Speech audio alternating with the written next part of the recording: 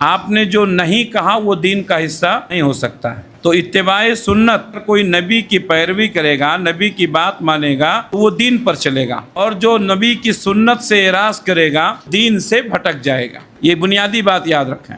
دین پر ثابت قدم رہنے کے لیے نبی کی اتباع ضروری ہے، جو نبی کی اتباع نہیں کرے گا وہ دین سے بھٹک جائے گا۔ یہ دو جملہ ہمیشہ یاد رکھیں۔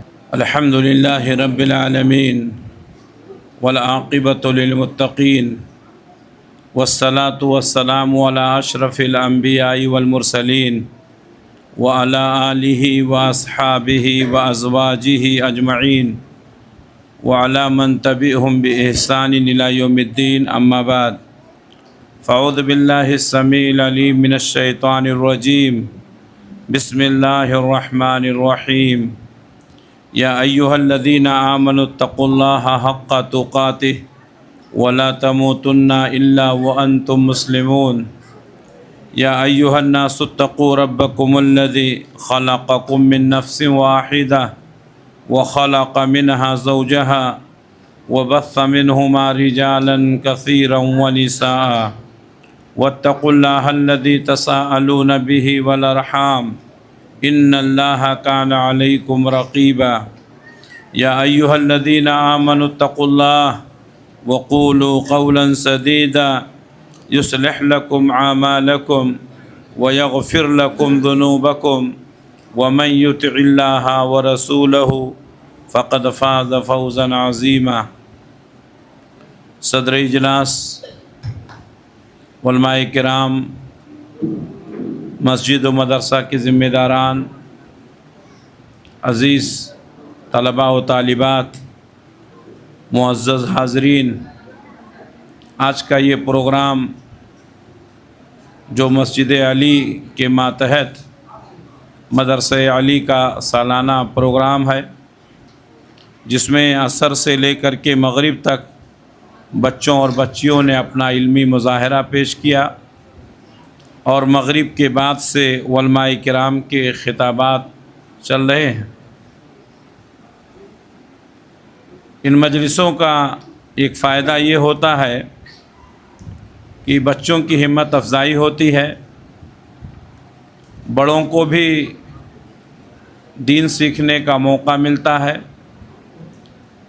جماعت اکٹھا ہوتی ہے، ایک دوسرے سے ملاقات ہوتی ہے، محلے کے حالات معلوم ہوتے ہیں، اور مختلف علماء سے سننے کا موقع ملتا ہے۔ مسجد کا جو امام ہوتا ہے اس کی ذمہ داری ہوتی ہے کہ باہر سے جن علماء کو بلاتا ہے وہاں کے مقامی حالات سے ان علماء کو باخبر کرے، اور اسی حساب سے ان کو موضوع دے، اور علماء کی یہ ذمہ داری ہوتی ہے کہ اس موضوع کو اسی انداز میں بیان کرے۔ الحمدللہ یہاں کے امام صاحب نے 3 علماء کو مدعو کیا، اور یہاں کے حالات کے حساب سے تینوں کو الگ الگ موضوعات پر، عنوانات پر خطاب کرنے کا مشورہ دیا۔ مجھ سے پہلے 2 اہم خطابات ہو چکے ہیں۔ پہلا خطاب فضیلت الشیخ حافظ عبدالعظیم عمری مدنی حفظہ اللہ کا تھا، جنہوں نے دینی مکاتب کی اہمیت اور دینی تعلیم حاصل کرنے والے طلباء اور طالبات کے فضائل میں بہت ساری علمی گفتگو کی۔ دوسرا خطاب فضیلت الشیخ حافظ حبیب الرحمن سلفی حفظہ اللہ کا تھا، جنہوں نے کبیرہ گناہوں کے نقصانات اور اس کے انسانی زندگی پر کیا اثرات مرتب ہوتے ہیں اس پر تفصیل کے ساتھ گفتگو کی۔ مجھے جس عنوان پر بولنے کا، گفتگو کرنے کا حکم دیا گیا ہے، مکلف کیا گیا ہے، وہ ہے اتباع سنت اور ہمارا حال۔ اتباع سنت کسے کہتے ہیں؟ اللہ کے نبی صلی اللہ علیہ وسلم کی پیروی کرنا۔ اتباع سنت نبی کے پیچھے چلنا۔ اتباع سنت نبی صلی اللہ علیہ وسلم نے جو کہا ہے وہ کرنا، جس سے روکا ہے اس سے رکنا، اسی کو اتباع سنت کہتے ہیں۔ اب آپ سے میں سوال کروں کہ دین کون لے کر کے آیا؟ دین کس سے ہم کو ملا؟ اللہ کے نبی صلی اللہ علیہ وسلم سے۔ آپ صلی اللہ علیہ وسلم نے جو کہا وہ دین ہے، آپ نے جو نہیں کہا وہ دین کا حصہ نہیں ہو سکتا ہے۔ تو اتباع سنت، اگر کوئی نبی کی پیروی کرے گا، نبی کی بات مانے گا تو وہ دین پر چلے گا، اور جو نبی کی سنت سے اعراض کرے گا وہ دین سے بھٹک جائے گا۔ یہ بنیادی بات یاد رکھیں، دین پر ثابت قدم رہنے کے لیے نبی کی اتباع ضروری ہے۔ جو نبی کی اتباع نہیں کرے گا وہ دین سے بھٹک جائے گا۔ یہ دو جملہ ہمیشہ یاد رکھیں، ثابت قدمی کے لیے اتباع سنت ضروری ہے، نبی کی سنت سے بھٹکیں گے تو گمراہ ہو جائیں گے۔ اس کے نقصانات کیا ہیں؟ اللہ تبارک و تعالیٰ نے قرآن مجید میں کئی مقامات پر نبی صلی اللہ علیہ وسلم کی پیروی کرنے کا حکم دیا۔ قل ان کنتم تحبون اللہ فاتبعونی یحببکم اللہ۔ اے نبی صلی اللہ علیہ وسلم آپ کہہ دیجئے کہ اگر تم اللہ سے محبت کرتے ہو فاتبعونی، تو میری اتباع کرو، میرے پیچھے چلو۔ یحببکم اللہ، اللہ تم سے محبت کرنے لگے گا۔ ویغفر لکم ذنوبکم، اور تمہارے گناہوں کو معاف کر دے گا۔ تو نبی کی اتباع سے اللہ کی محبت ملتی ہے، نبی کی اتباع سے گناہ معاف ہوتے ہیں، نبی کی اتباع سے انسان جو گناہ کرتا ہے اتباع کی وجہ سے اللہ ان کو معاف کر دیتا ہے۔ اللہ اگر کسی سے محبت کرنے لگے، اللہ اگر کسی کو اپنا محبوب بنا لے، تو اس انسان جیسا کامیاب انسان کوئی نہیں ہو سکتا۔ کامیابی انسان کی ہے کہ ہم اللہ سے محبت کرتے ہیں۔ ہم سب کا دعویٰ ہے کہ ہم اللہ سے محبت کرتے ہیں، لیکن اللہ ہم سے محبت کرتا ہے کہ نہیں، کوئی کہہ سکتا ہے؟ اللہ کی محبت نصیب ہوگی نبی کی اتباع سے۔ بہت سارے لوگ یہ کہتے ہیں کہ ہمیں اللہ سے محبت ہے۔ اللہ کی محبت بھی اسی وقت اللہ کے یہاں قابل قبول ہوگی جب نبی کی اتباع کے ذریعے جائے۔ نبی کی اتباع سے ہٹ کر کے اللہ سے جو محبت کا دعویٰ ہے وہ بھی نہیں قبول کیا جائے۔ اللہ کے نبی صلی اللہ علیہ وسلم فرماتے ہیں کل امتی یدخلون الجنۃ الا من ابا، میری امت کا ہر فرد جنت میں جائے گا سوائے اس کے جس نے جنت میں جانے سے انکار کر دیا۔ قیل ومن یابا یا رسول اللہ، کہا گیا کہ اے اللہ کے رسول کون ہے جو جنت میں جانے سے انکار کرے گا؟ قال من اطاعنی دخل الجنہ ومن عصانی فقد ابا، جس نے میری اطاعت و فرما برداری کی اس نے جنت میں جانے کو آسان کر لیا، وہ جنت میں جائے گا۔ ومن عصانی فقد ابا، اور جس نے میری نافرمانی کی اس نے جنت میں جانے سے انکار کر دیا۔ معلوم یہ ہوا کہ نبی کی اتباع سے ہٹنے والا جنت سے محروم ہو جائے گا۔ یہ اللہ کے نبی صلی اللہ علیہ وسلم کی حدیث، جنت میں جانے سے انکار کرے گا۔ قرآن مجید کی آیت بھی اس سلسلے میں ہے، میں آپ کو بتاؤں۔ اللہ نے فرمایا وَمَن يُشَاقِقِ الرَّسُولَ مِن بَعْدِ مَا تَبَيَّنَ لَهُ الْهُدَىٰ وَيَتَّبِعْ غَيْرَ سَبِيلِ الْمُؤْمِنِينَ نُوَلِّهِ مَا تَوَلَّىٰ وَنُصْلِهِ جَهَنَّمَ وَسَاءَتْ مَصِيرًا۔ وَمَن يُشَاقِقِ الرَّسُولَ، جو رسول کی نافرمانی کرے گا ہدایت کے واضح ہونے کے بعد، اور مومنوں کے راستے سے ہٹ کر کوئی راستہ تلاش کرے گا، نُوَلِّهِ مَا تَوَلَّىٰ، تو ہم اس کو ادھر پھیر دیں گے جدھر وہ جانا چاہتا ہے، وَنُصْلِهِ جَهَنَّمَ، اور ہم اس کو جہنم میں ڈال دیں گے، وَسَاءَتْ مَصِيرًا، اور وہ بہت بری جگہ۔ نبی کی بات معلوم ہونے کے بعد ہر مسلمان کے لیے ضروری ہوتی ہے کہ نبی کی بات کو تسلیم کرے۔ آپ کو نہیں معلوم تھا، آپ نے کیسا کیا اللہ معاف کرے گا۔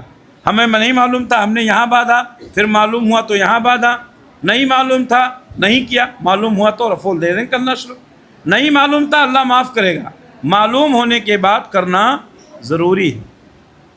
وَمَن يُشَاقِقِ الرَّسُولَ مِن بَعْدِ مَا تَبَيَّنَ لَهُ الْهُدَىٰ وَيَتَّبِعْ غَيْرَ سَبِيلِ الْمُؤْمِنِينَ نُوَلِّهِ مَا تَوَلَّىٰ وَنُصْلِهِ جَهَنَّمَ وَسَاءَتْ مَصِيرًا۔ یہاں مومنین سے مراد صحابہ کرام کی زندگی، صحابہ کے منہج سے ہٹنا، صحابہ کے طریقے سے ہٹنا۔ معلوم یہ ہوا کہ نبی کی اتباع ہوگی صحابہ کے منہج کے مطابق، صحابہ کے طریقے کے مطابق۔ ہم نبی کی اتباع کا دعویٰ کرتے رہیں اور صحابہ کے منہج کو نہ سمجھ سکیں تو ہماری اتباع اللہ کے یہاں ناقابل قبول ہے۔ بہت سارے لوگ وہ یہ سمجھتے ہیں کہ ہم تو بہت اچھا کام کرتے ہیں، ہم تو بڑی نیکی کا کام کرتے ہیں، سب سے پہلے ہمیں یہ دیکھنا ہے کہ ہم جو کام کر رہے ہیں اس کام کے کرنے کی نبی نے اجازت دی ہے یا نہیں۔ اگر نبی نے وہ کام کیا ہے تو ہم کریں گے، نبی نے وہ کام نہیں کیا ہے تو ہم نہیں کریں گے۔ آج عربی تاریخ کتنی تھی؟ 15 شعبان۔ 15 شعبان کے تعلق سے اللہ کے نبی صلی اللہ علیہ وسلم نے کیا کیا، آپ کے صحابہ نے کیا کیا؟ کوئی ایک روایت صحیح طور پر اگر کوئی دکھا دے کہ اللہ کے نبی صلی اللہ علیہ وسلم نے 15 شعبان کی رات میں شب بیداری کی ہو، آپ کے صحابہ نے شب بیداری کی ہو، ایک روایت دکھا دے صحیح طور پر۔ اللہ کے نبی صلی اللہ علیہ وسلم نے 15 شعبان کے دن خاص کر کے روزہ رکھا ہو یا آپ کے صحابہ نے روزہ رکھا ہو؟ بہت سارے لوگوں کو بتایا جاتا ہے تو کہتے ہیں بھائی رات جاگنا، نماز پڑھنا کوئی گناہ کا کام ہے، روزہ رکھنا کوئی گناہ کا۔ ہم یہ نہیں کہتے ہیں کہ رات جاگنا گناہ کا کام نہیں ہے، ہم یہ نہیں کہتے ہیں کہ روزہ رکھنا گناہ کا کام نہیں۔ اس وقت رات جاگنا جب نبی نے جاگا ہو، اس دن روزہ رکھنا جب نبی نے کیا ہو۔ اور آپ کو میں بتاؤں سنت سے ہٹنے کے جو نقصانات ہیں اس میں سے ایک نقصان یہ ہے کہ جب آدمی سنت سے ہٹ جاتا ہے تو اس کو سنت کی توفیق نہیں ہوتی ہے۔ آپ کو معلوم ہونا چاہیے کہ اللہ کے نبی صلی اللہ علیہ وسلم نے رمضان کے آخری عشرے میں طاق راتوں کو تلاش کرنے کے لیے جن راتوں کا ذکر کیا ہے وہ 5 راتیں ہیں، 21، 23، 25، 27، 29۔ آپ نے فرمایا کہ مجھے بتایا گیا تھا کہ وہ کون سی رات ہے، لیکن میں تم لوگوں کے جھگڑے چھڑانے لگا اور میرے دماغ سے وہ بات نکال دی گئی، لہٰذا تم رمضان کے آخری عشرے کی طاق راتوں میں اس کو تلاش کرو۔ یہ صحیح حدیث ہے اور میرا چیلنج ہے کوئی بھی اس حدیث کو غلط نہیں کر سکتا ہے، سارے لوگ مانتے ہیں۔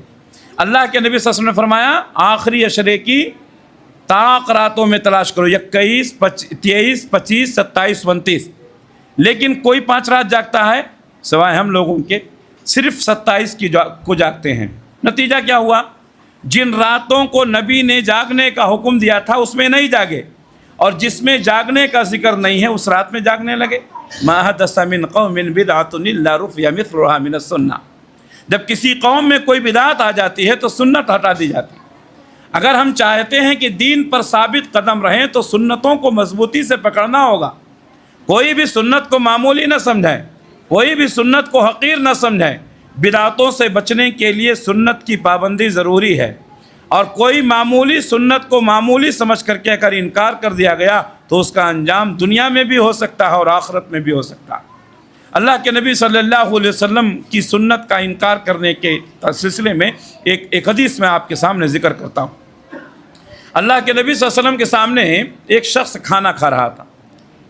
سنت کیا ہے؟ داہنے ہاتھ سے کھانا۔ اللہ کے نبی صلی اللہ علیہ وسلم داہنے ہاتھ سے کھاتے تھے، صحابہ داہنے ہاتھ سے کھاتے تھے، ہر نیک کام کے لیے داہنے ہاتھ کا استعمال ہوتا تھا، لیکن وہ نوجوان داہنے ہاتھ کے بجائے بائیں ہاتھ سے کھاتا تھا۔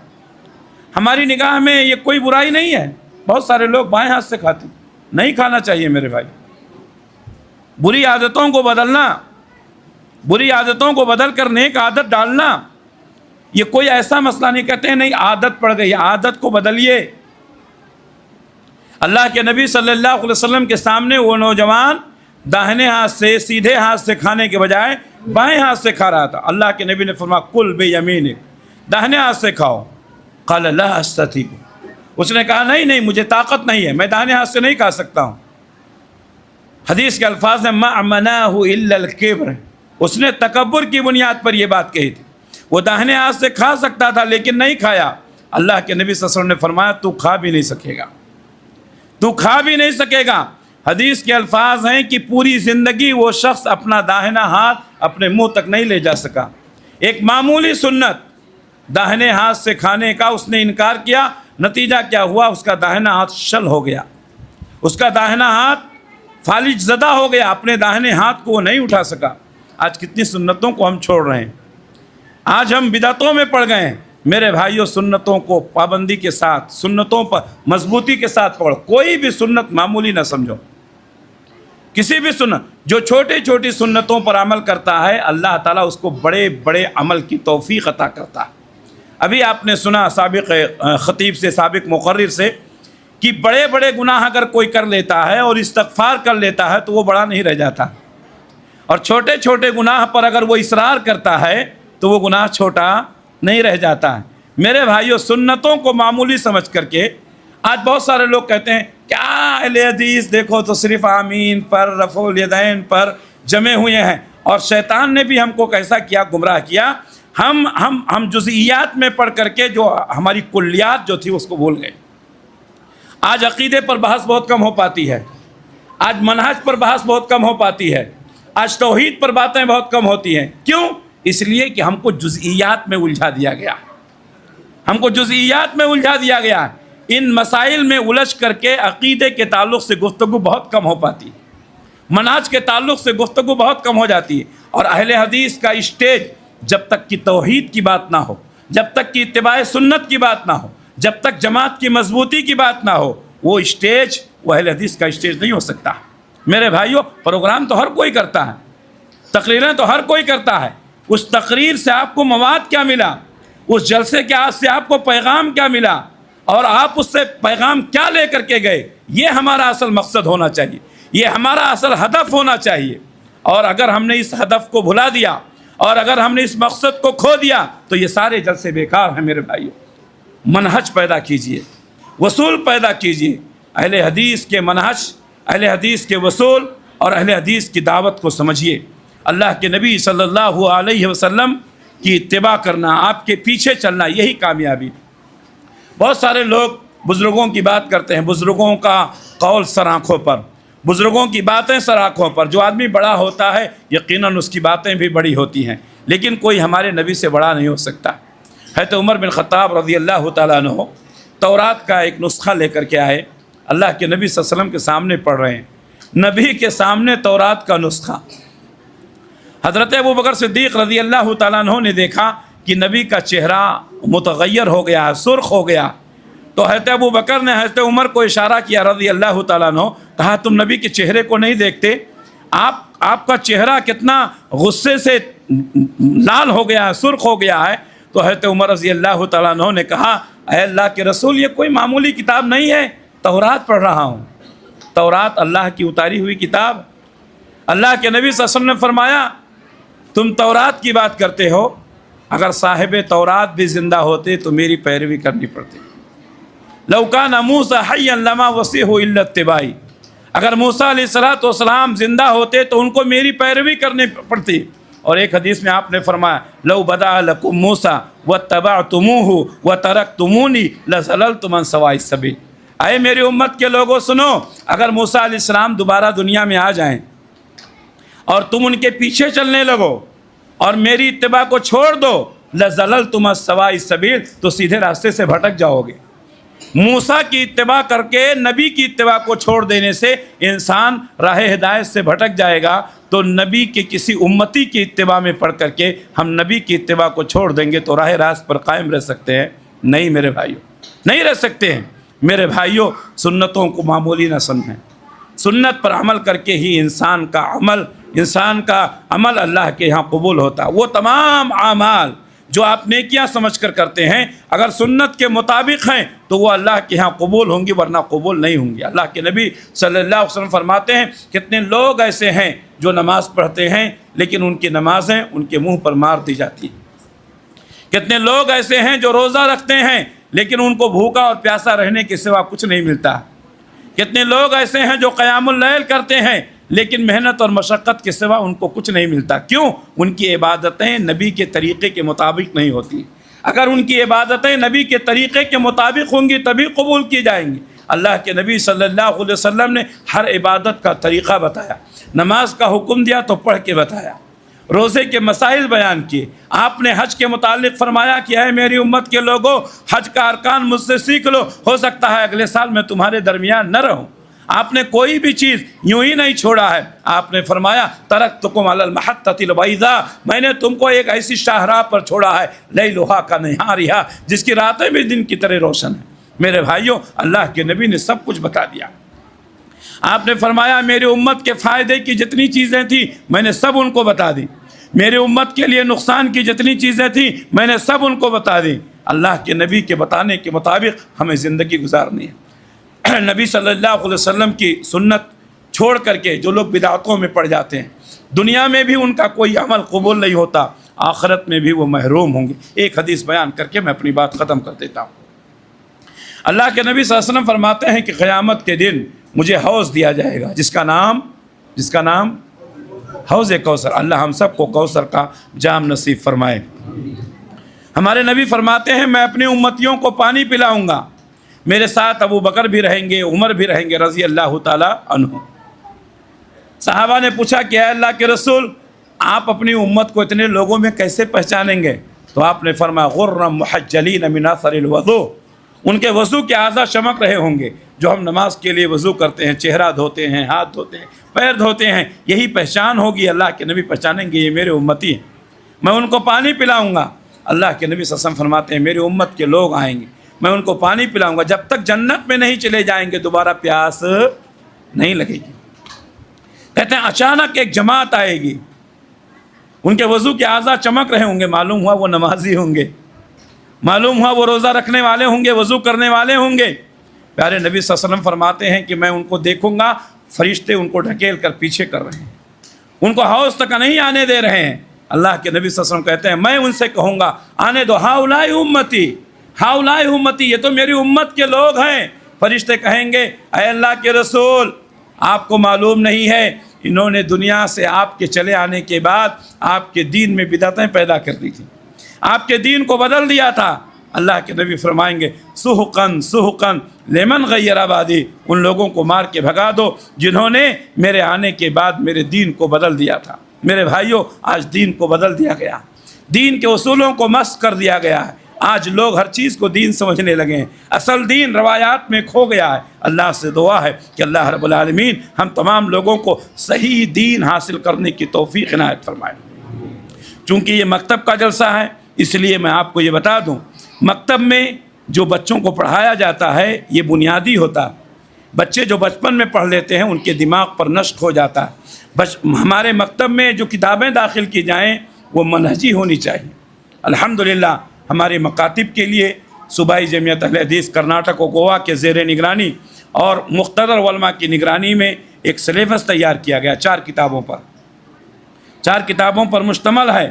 اور میں انتہائی شرح کے ساتھ یہ بات کہہ دوں کہ اگر یہ 4 کتابیں ہمارے گھر کے بچے اور بچیاں پڑھ لیں صحیح سے دل لگا کر کے تو ان کے عقیدے کو کوئی گمراہ نہیں کر سکتا ہے، ان کو کوئی پھیر نہیں سکتا ہے۔ لیکن اساتذہ کو چاہیے کہ ان بچوں کو صحیح طریقے سے ان کے دل و دماغ میں ان باتوں کو راسخ کرنے کی کوشش کریں، اور آپ کو چاہیے کہ اپنے بچوں کو ایسے مکاتب میں بھیجیں جہاں پر دین کی صحیح اور سچی تعلیم دی جاتی ہو۔ اللہ سے دعا ہے کہ اللہ تعالیٰ سب کی کوششوں کو قبول فرمائے۔ بڑی ناصفاشی ہوگی اگر مسجد کے ذمہ داروں کا اور مدرسے کے ذمہ داروں کا شکریہ نہ ادا کرو جن لوگوں نے اتنا بڑا بیڑا اٹھایا، قوم کے نونہالوں کے لیے تعلیم کا انتظام کیا۔ اللہ سے دعا ہے کہ اللہ تبارک و تعالیٰ ان تمام ذمہ داران کو دن دوگنی رات چوگنی ترقی عنایت فرمائے، اور ان کی خدمات کو اللہ تعالیٰ قبول فرمائے، ان کے مال میں، ان کی عزت و آبرو میں، ان کے جان میں اللہ تعالیٰ برکت عطا فرمائے۔ اللہ ہم سب کو خیر کی توفیق عنایت فرمائے، شر سے حفاظت فرمائے۔ اقول قولی ھذا واستغفر اللہ لی ولکم ولسائر المؤمنین من کل ذنب فاستغفروہ انہ هو الغفور الرحیم۔ والسلام علیکم ورحمۃ اللہ وبرکاتہ۔